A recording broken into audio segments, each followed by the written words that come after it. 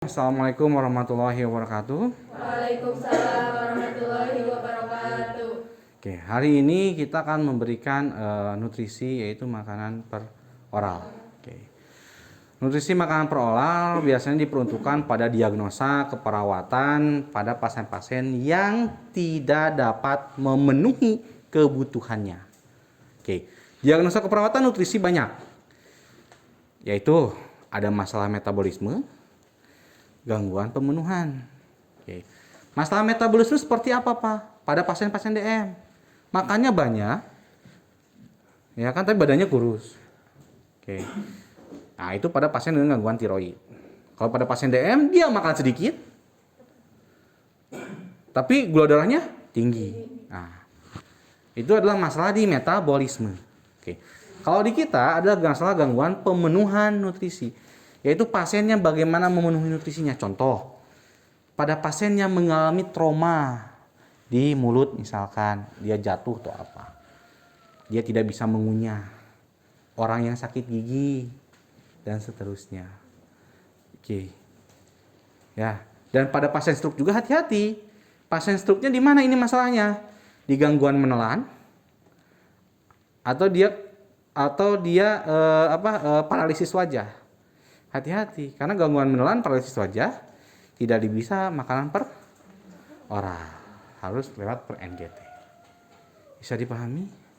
Oke. Nah, seperti biasa kita lihat dulu pasiennya sebelum menyiapkan alat dan bahan makanannya.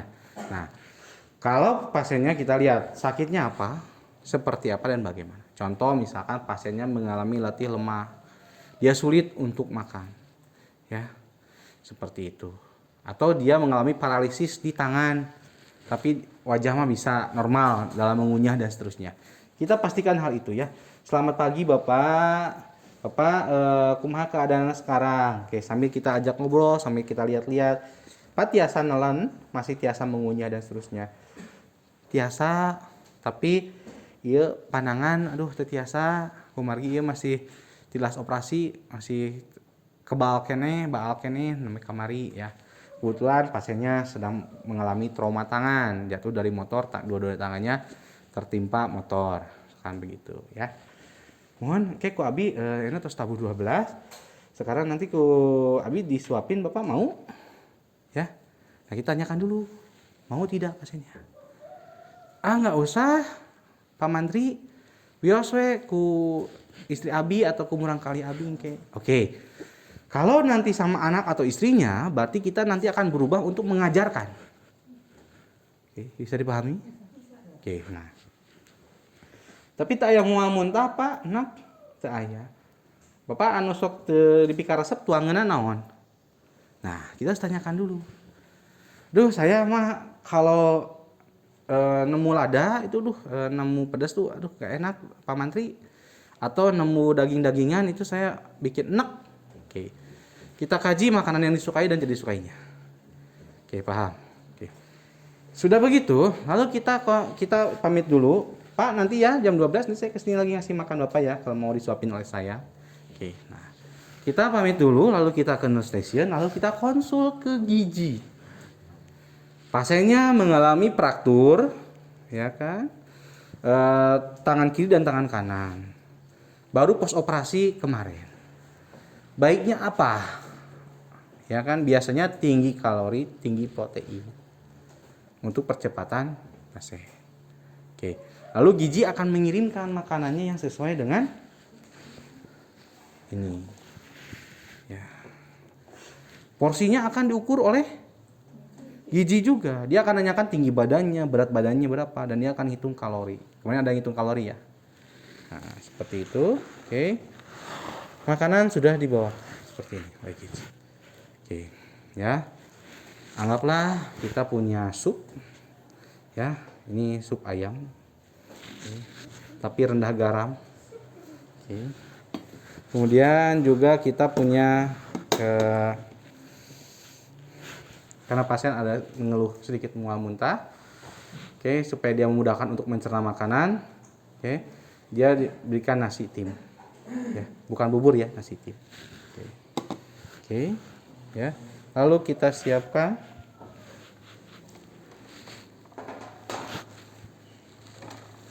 Lalu kita dekatkan. Kalau ada alatnya. Bagi teman-teman yang kuat, silakan istirahat dulu aja ya. Oke. Nah, kalau tahu kan mejanya ya. Tahu mejanya kan yang buat makan? Yang diputar. Set. Ya. Oke, nah. Posisi kita tidak duduk ya, tidak begini, oke? Oke. Ya, kita posisinya berdiri seperti ini. Kita kasih makanan. Oke. Nah, untuk pertama-tama kita klarifikasi, Bapak hari ini Bapak dapat makanannya ini. Oke. Bapak mau makan? Ya. Ya, Bu, gitu kan. Kalau saya makannya kok sama itu Pak Mantri, saya agak mual. Nah, itu kita konsultasi lagi ke gizi. Oke. Ya, ingat ya, yang sebetulnya pasien di rumah sakit tidak boleh membawa makanan dari luar. Jadi mohon maaf, Dini jangan bawa teng-tengan, bawa odading ya. Itu nggak boleh karena si gizi sudah ngatur. Kita juga perawat sudah ngatur porsi makanannya dia itu seberapa, kebutuhannya berapa, kalorinya berapa sudah diatur. Paham? Oke, ya. Oke. Nah, setelah itu biasa kita pasangkan apa? Apa ya istilahnya, bukan serbet, apa ya? Serbet. Oke, kita pasangkan serbet, misalkan. Nah, langkah pertama ketika mau ngasih makan pasien adalah ya pastikan dulu, maaf tadi nih sebelum pasang serbet ya. Pastikan dulu pasien nyaman tidak dengan mulutnya. Oke, tadi harusnya di awal ya Bapak lupa nih. Harus nyaman dulu dengan mulutnya. Kalau belum nyaman, kita bantu dulu oral hygiene. Bayangkan pasien 2 minggu belum gosok gigi. Gitu kan rata-rata di rumah sakit begitu. Ya 3 hari, 4 hari, kalian aja 2 hari, 3 hari gak gosok gigi rasanya gimana? Nah itu pastikan dulu ya pasien dengan oral hygiene-nya. Setelah oral hygiene oke, baru kita kasih makanan. Paham? Karena pasien dengan oral hygiene gak enak, personal hygiene-nya dia pasti gak nafsu makannya turun. Bisa dipahami? Oke. Nah, cara memberikan pertama-tama adalah kita harus biasakan membasahi dulu mulutnya, bibirnya. Pak, silakan minum dulu, tapi jangan banyak-banyak dulu, Pak. Oke, paham? Ya Ipana ya, jangan langsung kasih makan aja Ipana. Oke, itu. Saran yang kedua adalah buah didahulukan. Kenapa buah didahulukan?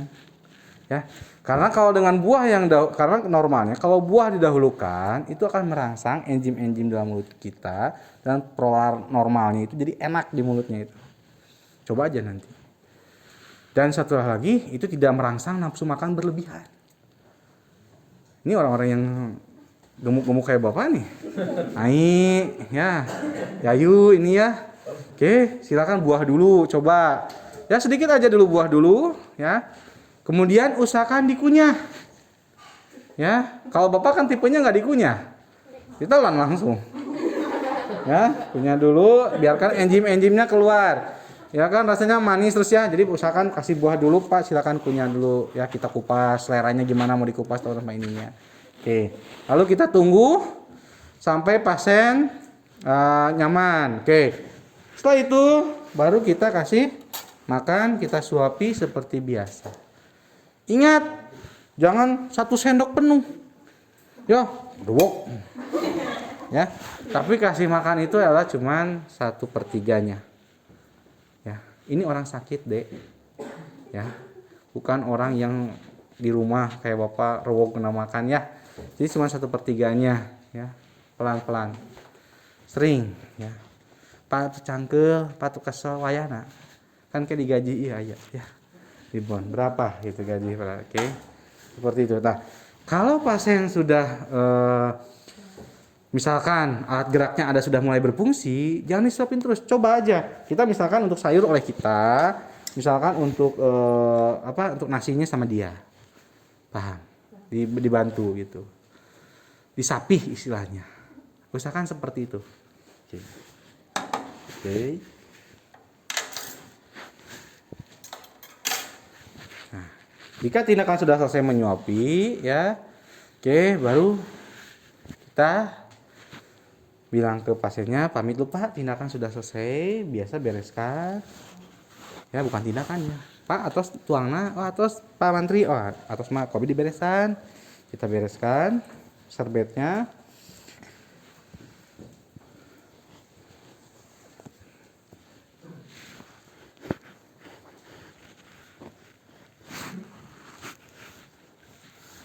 Nah, lalu kita evaluasi. Bapak, gimana? Tadi makannya tuh kirang rawasnya, lamun mamsalang sayur mah atau itu saya kurang bisa makan buahnya kesukaannya ini kita catat ya, evaluasi dari pasien. Oke, tapi nggak dicatat waktu itu enggak ya. Setelah itu kita pamit ke pasien. Nah, setelah masuk di ruangan kita catat apa yang dihabiskan, apa yang tidak habis, apa keluhan pasien. Dan biasa ya, sebelum dicatat kita cuci tangan dulu. Lalu kita catat, lalu kita konsulkan ke gizi. Biar gizi yang memutuskan. Oke. Bisa dipahami? Oke, untuk tindakan memberi makan itu selesai. Tapi Bapak pengen tambahan ada memberi makan yang per oral. Ini yang paling sering. Kalau tindakan ini jarang. Apalagi di rumah sakit Indonesia. Tapi kalau kamu dinas di RSAS ya gitu lagi juga. Bapak pernah nyuapi? Pernah. Yang koliktiasis. Apa itu koliktiasis?